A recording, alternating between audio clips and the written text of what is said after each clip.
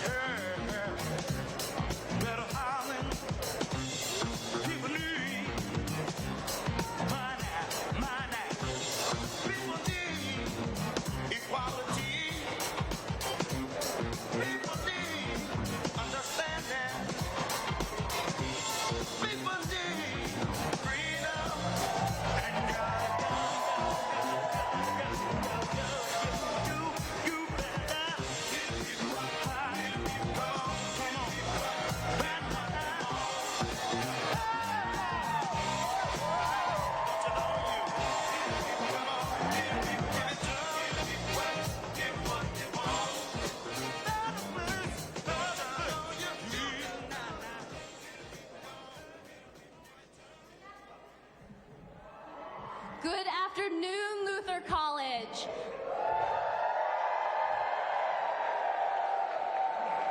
My name is Nancy Love, and I'm the Iowa campus organizer for the Bernie Sanders campaign. And I'm here to talk to you millennial to millennial. Right now, our stakes are huge. Our democracy, our futures, and our planet are at stake. And that's why I'm asking you to step up and join the movement. Tomorrow, we're having a Plan to Win party at Farwell Lounge at 5 p.m. You can find the info on the little yellow flyers or the link bit.ly/Luther Party. Thank you so much, everyone.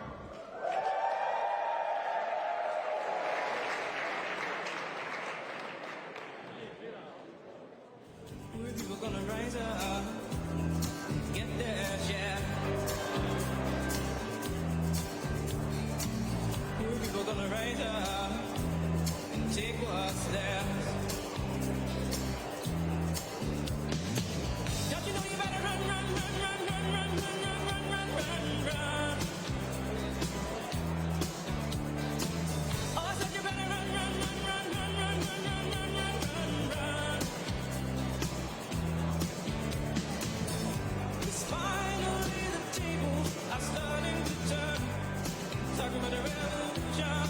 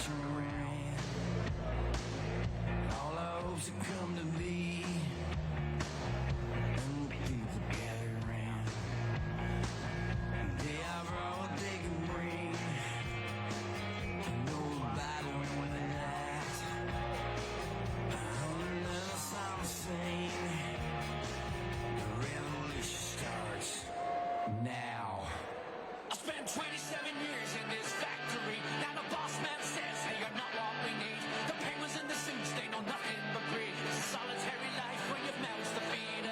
But who cares about us?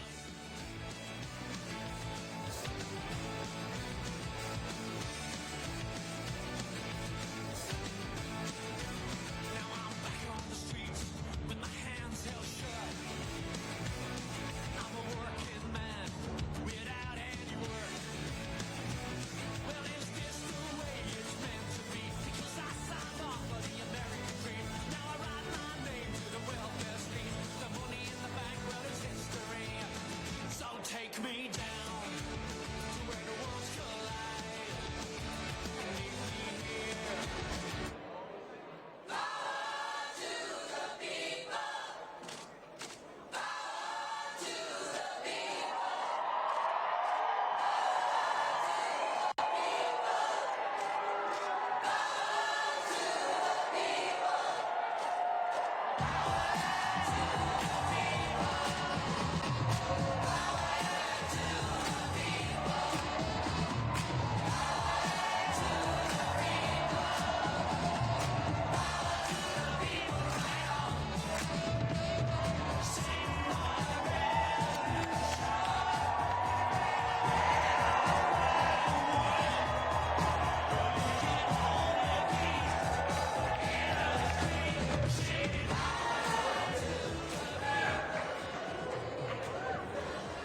Whoa.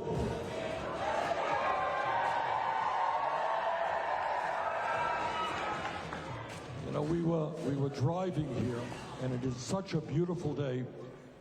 I was wondering how many people would come out. Well, you did, and I appreciate it very much, and I want to thank the many people who couldn't get in, who are in the overflow. So thank you all very much for coming out.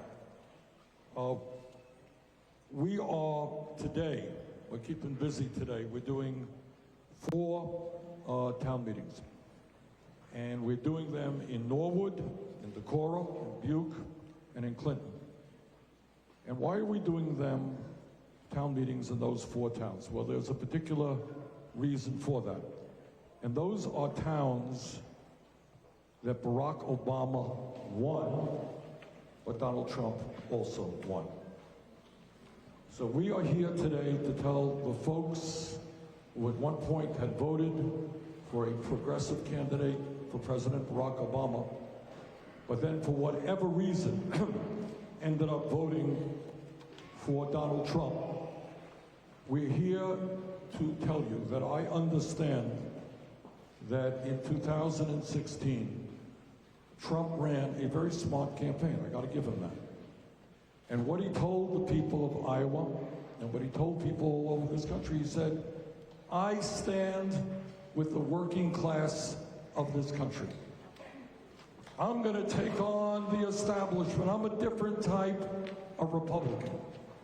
So I'm here to tell the people of Decorah and all over Iowa that Donald Trump lied to them, as he does all of the time.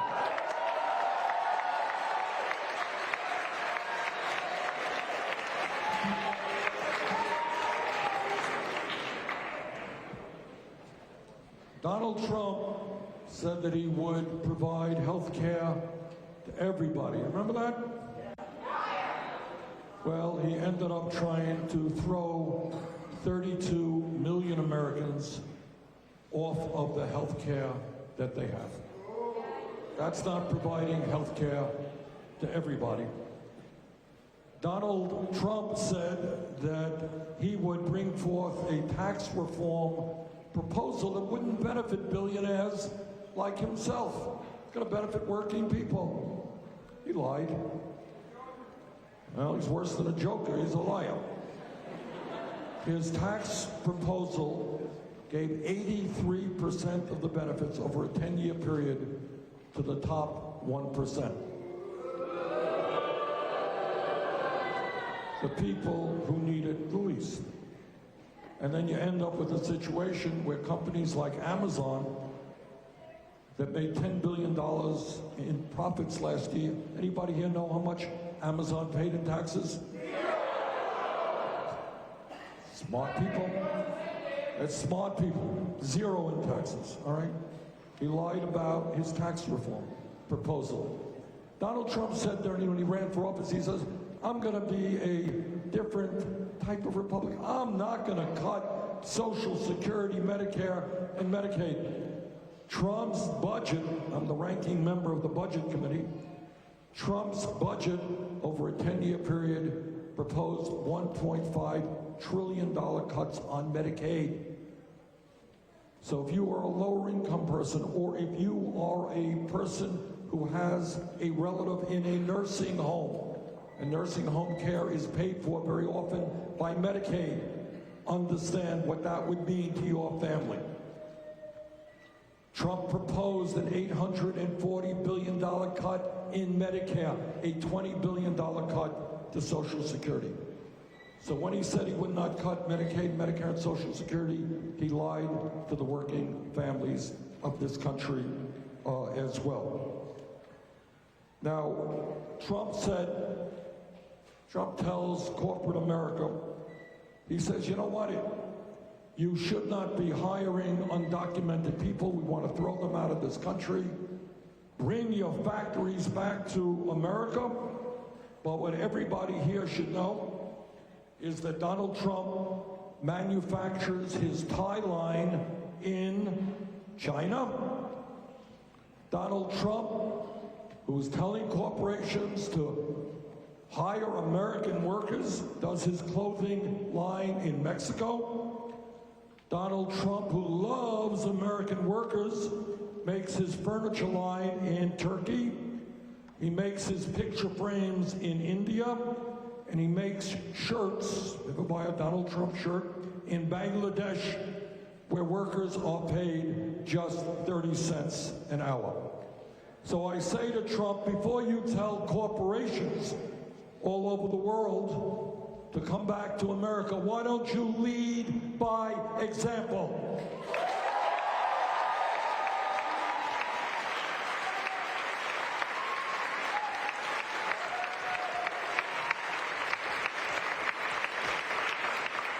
And all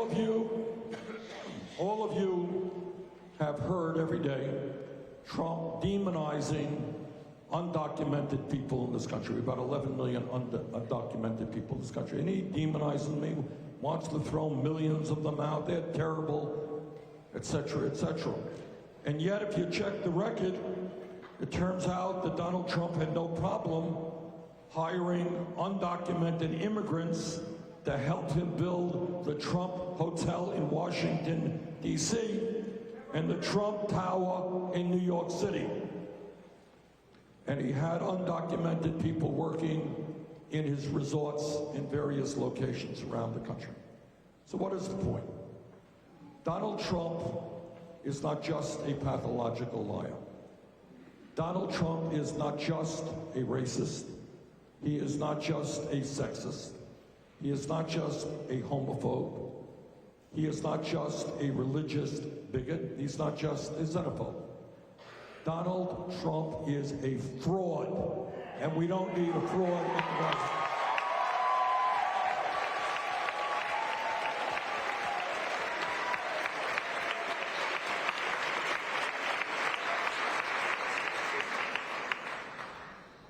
What we need right now, and it would give me an immense satisfaction to be the president to do that, is we need a candidate not only who can defeat Trump, and I happen to think that I am the strongest candidate to defeat Trump for a number of reasons.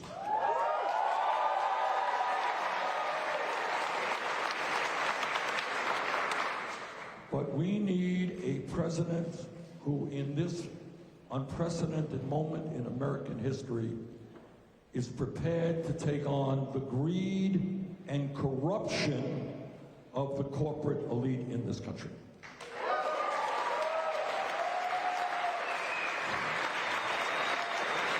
Now, this is not an issue that we hear a lot of discussion about.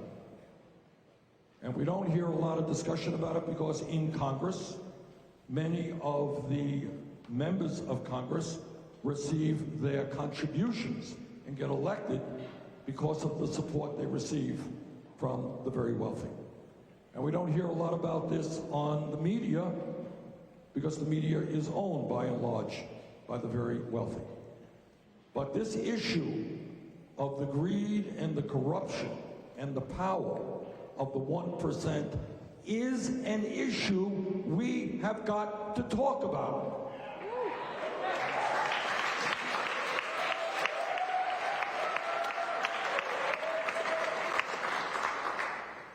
And that means taking on, and this is hard stuff. It is hard stuff, and I know people, I honestly do know, people are uncomfortable about thinking about it or doing something about it. It means taking on Wall Street, where 6 financial institutions have assets of over $10 trillion. 6 financial institutions. It means taking on the pharmaceutical industry, which is charging you the highest prices in the world for the prescription drugs you need. I went to Canada last month with people who have diabetes. We bought insulin for 1/10 of the price because of the greed and the power of the pharmaceutical industry in this country. It means taking on the insurance industry because they make billions of dollars every year charging us the highest prices in the world for the health care that we need. Yeah! It means taking on, and this is a huge one, it means taking on the fossil fuel industry.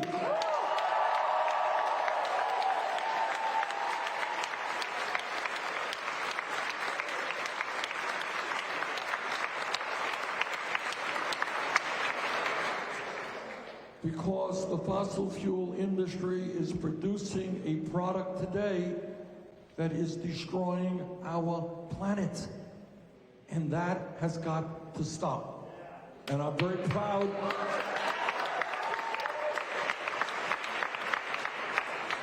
And I'm very proud to tell you that I have introduced the most aggressive and comprehensive climate change legislation ever introduced, not only by any presidential candidate, but I think any candidate for federal office.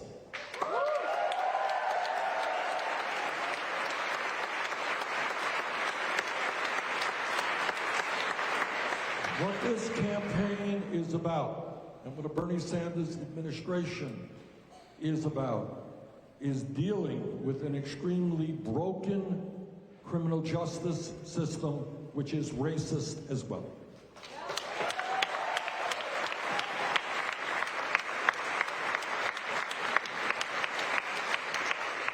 It means ending the so-called war on drugs.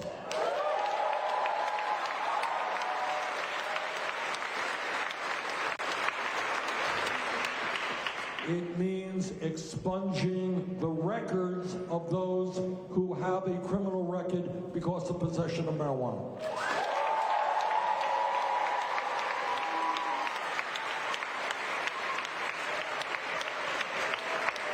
It means ending private prisons in the United States.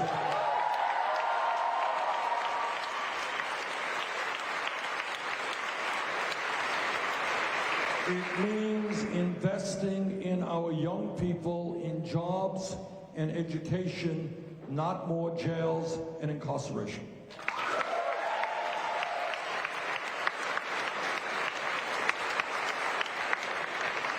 And in terms of education, it means rethinking education all across the board, from childcare through graduate school.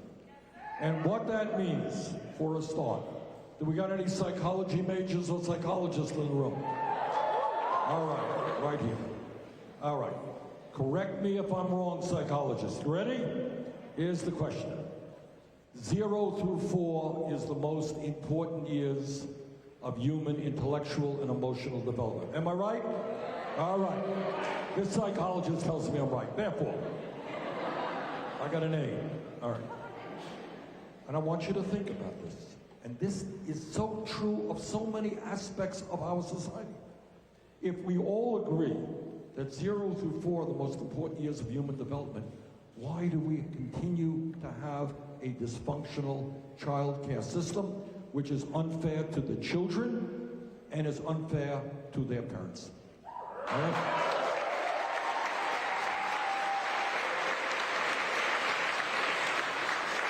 And is unfair to the workers who work with those kids.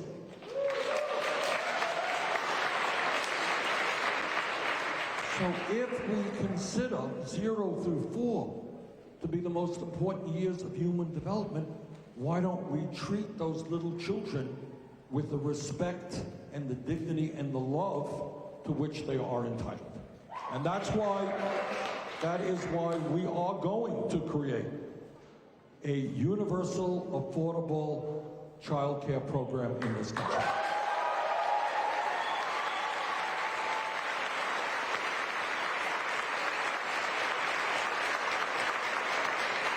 And that is why we are going to rethink, not only rethink, but rethink, yeah, rethink is a good word. Coming to think of it, let's rethink is a good word. Our value system with regard to education. We live in a nation in which baseball players and football players and basketball players make tens of millions a year. And you got teachers all over this country who have to work 2 or 3 jobs. There are teachers who are, with great experience, are quitting the profession. We're having a hard time bringing young people into teaching because the pay scale is so low. Now think about a radical idea. Why don't we recognize that teachers are doing some of the most important work in our country and respect them?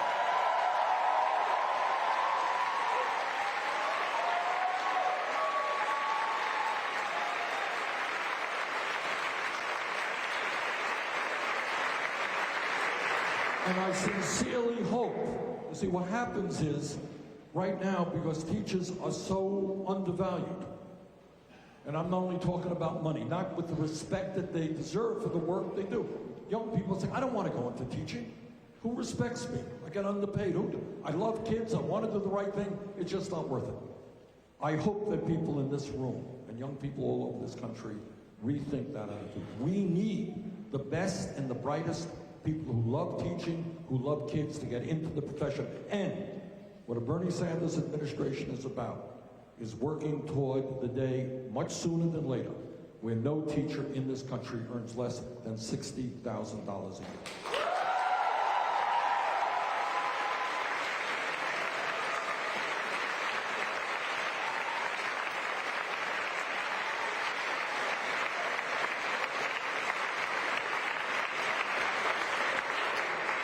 In terms of education, we're talking about putting substantial sums of money into public education, not charter schools. And we are planning to triple funding for Title I schools, those are the lowest income schools, put money into those schools, into all over America, where teachers are dealing with kids with a variety of disabilities. And in terms of higher education, let me tell you something, which I'm proud of, very proud of. And by the way, here in Iowa, I want to thank you for this.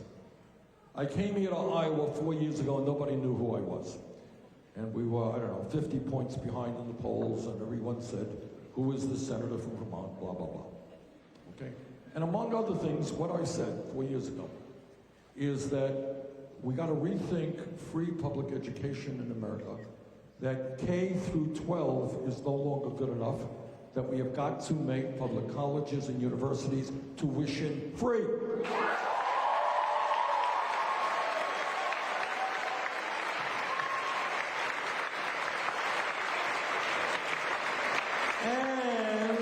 And that we have to significantly increase Pell Grants and work-study programs, the goal being that anybody in America who goes to college does not come out with debt.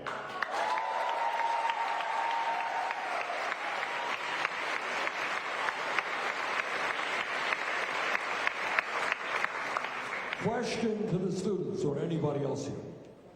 How many of you are in or anticipate being in student debt? Raise your hand. Okay, there you go. There's the answer to my question. And I want you to step back. What this campaign is about is thinking big, not small. It's thinking outside of the box. And I'm not going to mention the fact that tuition is free in Germany and Sweden, Denmark, Finland, Holland, other countries around the world. Forget that. Forget that 50 years ago in America, you can go to one of the great state universities and tuition was virtually free. Forget about that. But ask yourself why people should have to be in financial bondage, in some cases for a decade, for what crime did they commit? Did you lose your money gambling? Did you invest in some risky enterprise? All you did was try to do the right thing and get a higher education. That's what you should be doing, and you should not be punished for doing that.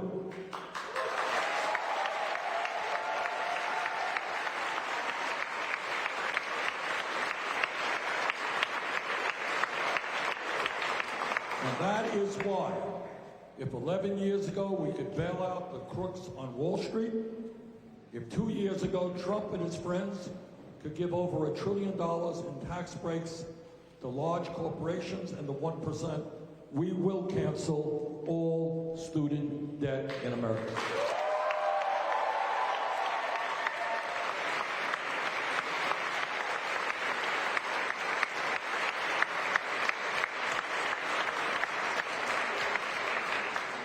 Okay, what I want to do now, probably gone on too long already, what I want to do now is give the mic over to our panelists, and then I want to open it up to your comments, your questions. Maybe I'll ask you some questions, you ask me some questions. Let me begin by bringing up Ellen Rockney. Ellen is a small business owner and a lifelong Democrat. Ellen? Hi.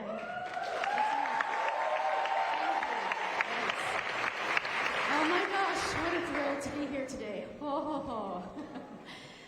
I am also a proud citizen of this beautiful driftless region, and I want to say that I am the granddaughter of Tony and Emma, and the daughter of Richard and Catherine, and the mother of Gabriel and Matthew. I think all of us who sit here today aren't sitting here only for ourselves. More than 80 years ago, my dad was out walking with his papa, and he wanted to get an ice cream cone. And his dad took that opportunity to sit him down and explain to him why they couldn't afford for him to get an ice cream cone.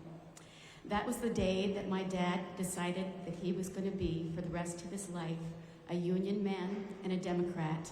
He was 7.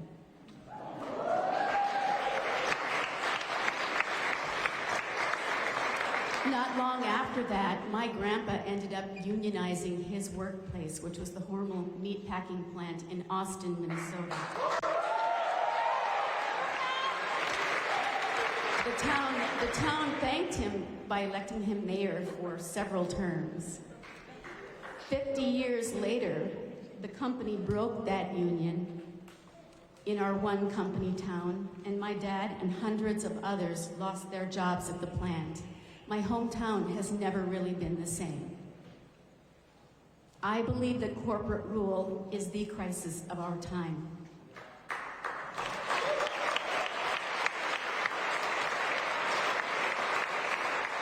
The struggle of the people can be traced back to corporate rule again and again. The polluted air we breathe, the modified food we eat, the radical changes in climate. The list goes on: healthcare for some, prisons for profit, the border crisis, student debt, a laughable minimum wage. How lucky are we that Bernie Sanders does not answer to a single corporation and never has.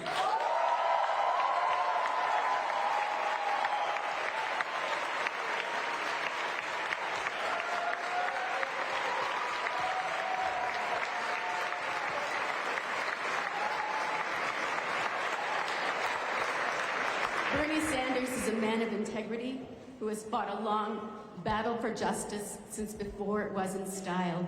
I read a story, I wasn't able to trace it back, but I'm going to tell it anyway. I read a story about Bernie in college. His friends would be out partying, having a great time, right? Like, oh, woohoo, you know, this is great. And they go, oh, there's Bernie. We're going to talk about social justice. And you know what? I want that guy for my president.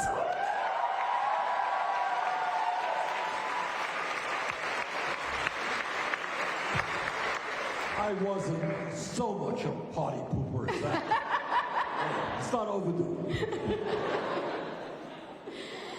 Bernie's values remind us of a dream of America. He reminds us that with enough deep listening and hard work, we can be the America that has not yet been. We can be what we have claimed, a nation with liberty and justice for all.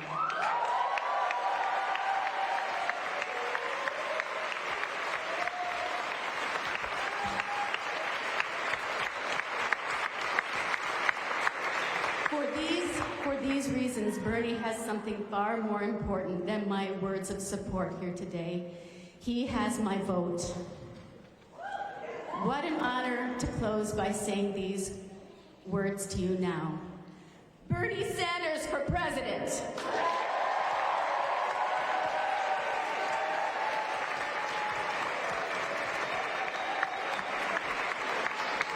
Ellen, thank you so much. You're you welcome. said in 2 minutes what it always takes me 2 hours to say. So thank you very much. Sean McKenzie is a senior here at Luther College.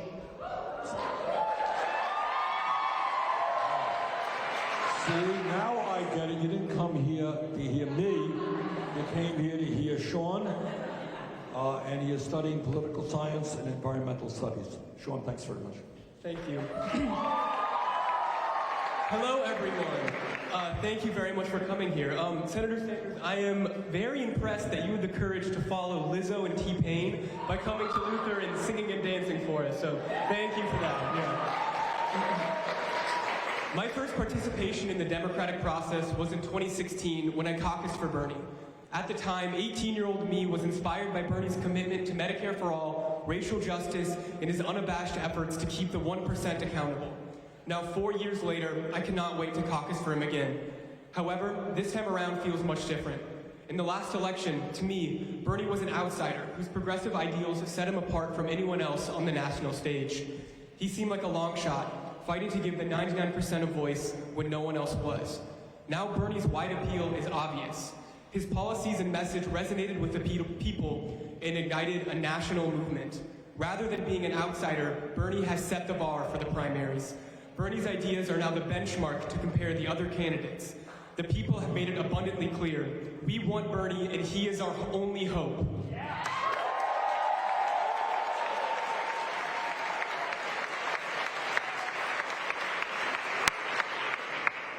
Things are different for me personally in this election, too. In August, my mother was diagnosed with bone cancer. She has private insurance, but I don't think any of you will be surprised when I tell you that her insurance only takes what would be unbelievably expensive and makes it just obscenely expensive.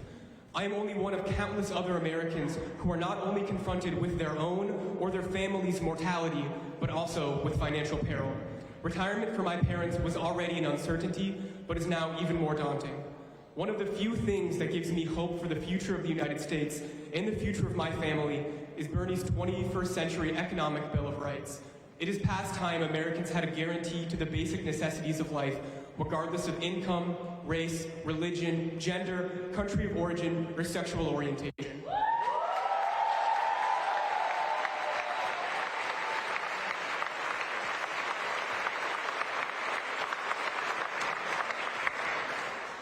I am supporting Bernie for my mom and for the people everywhere who are exploited by a system that actively works against them, for communities of color who are marginalized and discriminated against, and for the environment so that future generations have a chance. I am supporting Bernie to send a message that enough is enough.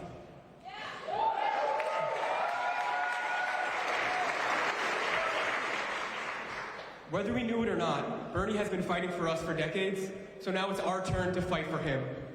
Thank you.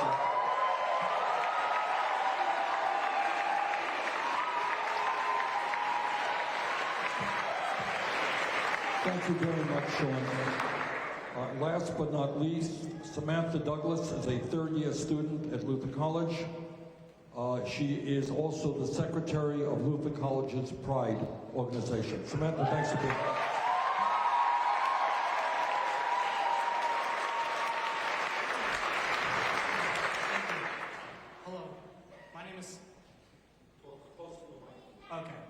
Hello, my name is Samantha Douglas. I'm a transgender woman, and I'm, again, the secretary of Luther College Pride. I first learned about Bernie Sanders during his run in the 2016 election cycle.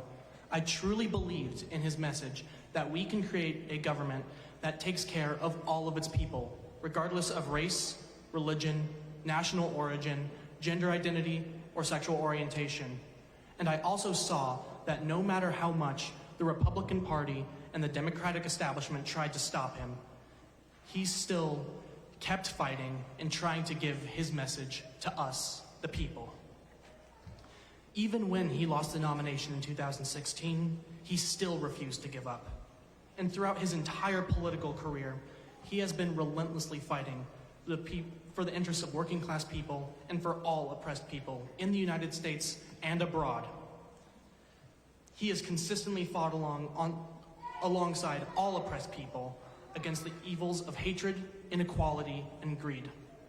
And as we are up against the possibility of electing one of the biggest hate mongers in the history of the US presidency back into office, we need all hands on deck, not only to elect Bernie, but to build a mass movement that will stand behind him as him and us fight for a better and more fair world.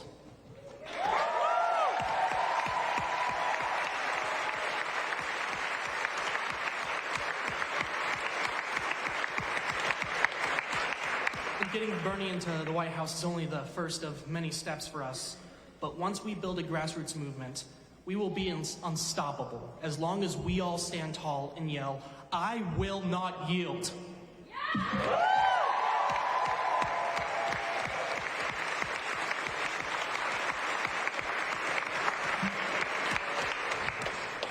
Let me thank Ellen, Sean, and Samantha for their remarks.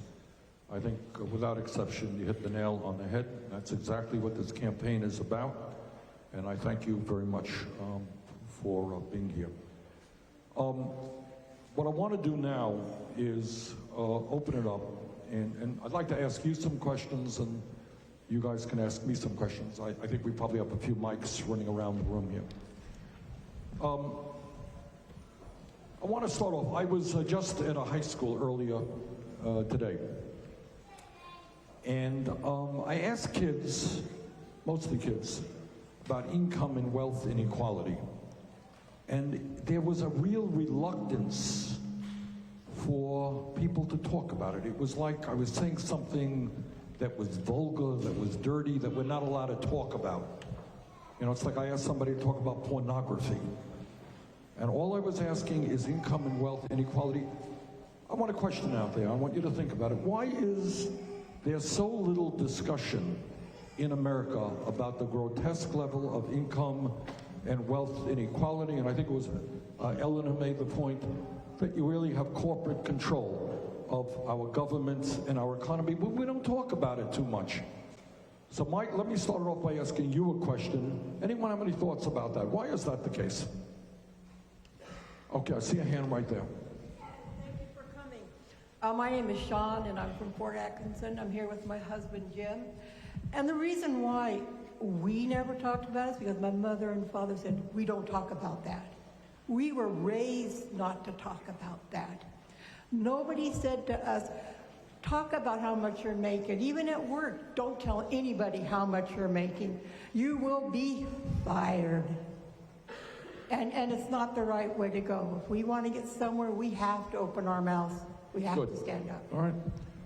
What about if I would, you know, if down the street some big bully beat up somebody who was gay, for example? Everybody would be outraged, appropriately so. We'd say bullying is terrible. You got 3 people owning more wealth than the bottom half of the people in America, while 500,000 people sleep out on the streets tonight. Do you know that? 500,000 people. Should we be out? Are we allowed? Who defines what outrage is? All right, do you really? Should we be outraged? All right. Well, this is an issue that we have got to talk about. And what our campaign is about is telling the billionaire class, telling people like Jeff Bezos, who's worth $155 billion, give or take a few billion, that is not acceptable when half of the country is working paycheck to paycheck. All right, are people comfortable? Talk about it to me. I know that this is a hard issue. It's a hard issue. We don't talk about it. Are we comfortable about it, dealing with this issue, moving forward to end that kind of income and wealth inequality? All right, raise your hand. Tell me about it. Yes, sir. Right here. Stand up. Get him. Misty, get him a mic. Thanks for coming, Bernie. I'm Jim Gurley from Southeast Minnesota. I think that the messages that we get are primarily from the mainstream media, and the mainstream media is a bunch of corporations. You are the enemy of those corporations, and probably so, as I understand. And they hang out, the media folks hang out with other fairly wealthy establishment people. So they really don't have a chance to give us the actual truth or to give an opportunity or a forum to people to really discuss it. Okay. Other thoughts on the issue, ma'am? Misty, right there. Stand up. Give us your name, please. Hi. Face your friends. Hi, my name's Lissy. I live in Decorah, Iowa. Lissy? Lissy, yep. Okay. And I think that the kind of brainwashing, or the idea, at least like I grew up with, is that our definition of success is like the American dream. In great capitalism, you're rewarded for getting everything and just keeping it to yourself and not worrying about everybody else. And that's sort of like a psychology that we've all been taught. Well, not everyone, but a lot of people have been taught that that's the American way. So I think that has something to do with it. Listen, I think Lizzie is exactly right. It's a profound point. We have, and I have met, actually here in Iowa, I'll not forget this. Misty was there with me. By the way, Misty, say hello. Misty is our campaign director here in Iowa. And we were at a meeting we held on healthcare. You remember that, Misty? Maybe it was in Des Moines, I don't know. A couple of months ago. And I'll never forget, there was a Latino woman there who was a home healthcare worker. A beautiful woman. And she went every day to help elderly people make their beds and cook them a meal. And she said that sometimes the things that she saw in the people's homes, she, who was making $13 an hour, took money out of her own pocket to help these people. You see, I think that is what a human being is about, all right? But your point is, we have been educated to believe that people like Trump, who lie, cheat, and steal. Trump was sued in his private business life over 2,000 times. Was involved in legal issues over 2,000 times because he broke contract, he lied all of the time. But he made billions, presumably. We don't know if that's true. But he says he made billions. He's a hero. But that woman who makes $13 an hour, keeping other human beings alive, taking money out of her own pocket, or the teachers who take money out of their pockets to buy school supplies for their kids. Hey, they're failures. They're failures.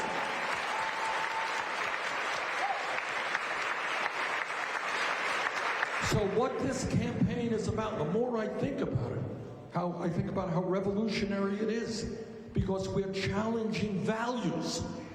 Teachers who educate our kids are the heroes and the heroines of our society, not billionaires who lie, cheat, and steal.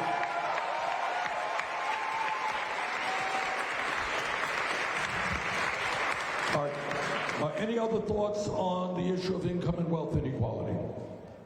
I see a hand right here. Bernie, I noticed your suit, and I made a comment on Facebook about what people wear and how you notice the racial or the class divide in people. I'm sorry, but an Armani suit is about $2,000, and you look like you're wearing about $250 worth of JCPenney. That's what the difference is between the classes. Actually, it is Kohl's, not JCPenney's.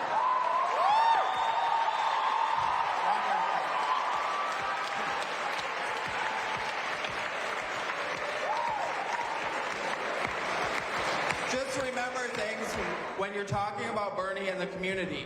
Say things like, nobody I know has a $200 million boat like Donald Trump. Nobody eats a $700 plate of food every day, and nobody has a $2,000 suit, and nobody wants one. He's ridiculous. So that we can throw him out, and thank you for the comment. Thank you.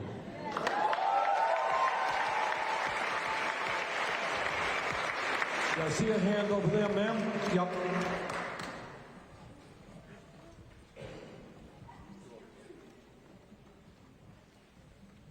Hi, Bernie. I'm Pat Scowcroft from here in Decorah.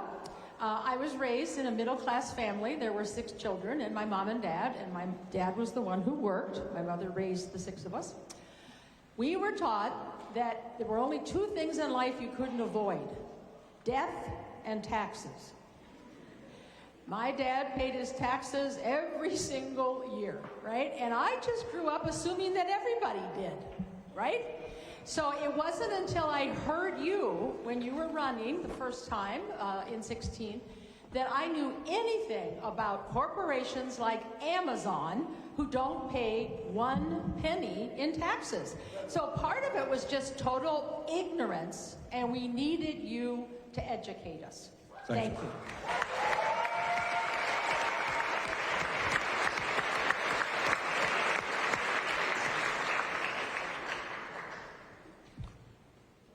All right.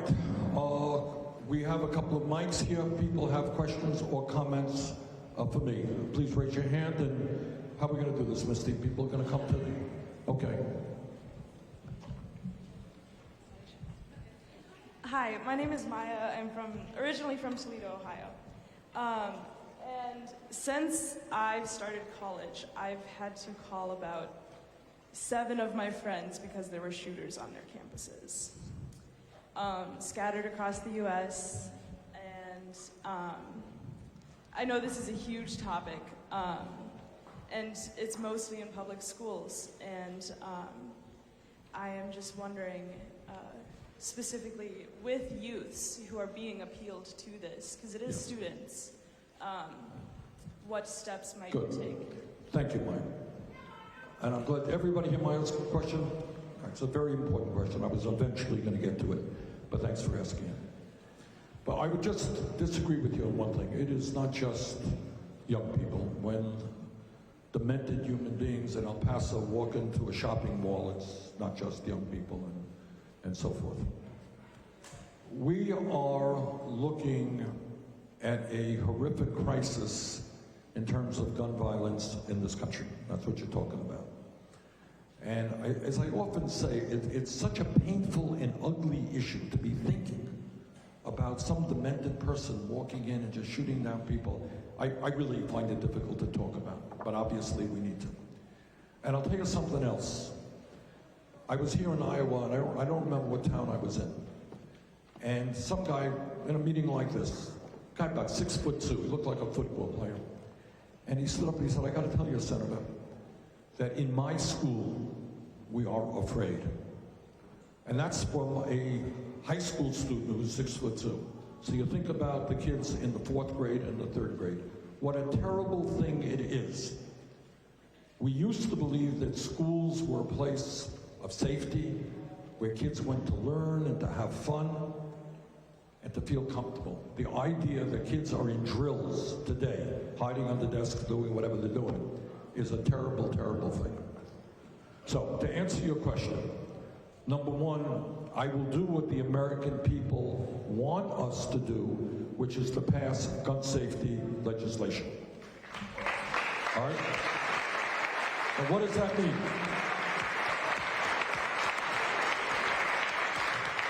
What does that mean? It means moving toward expanding background checks so that people who have a history of violence behind them do not own guns. Significant expansion of background checks. People who should not own guns under my administration will not own guns.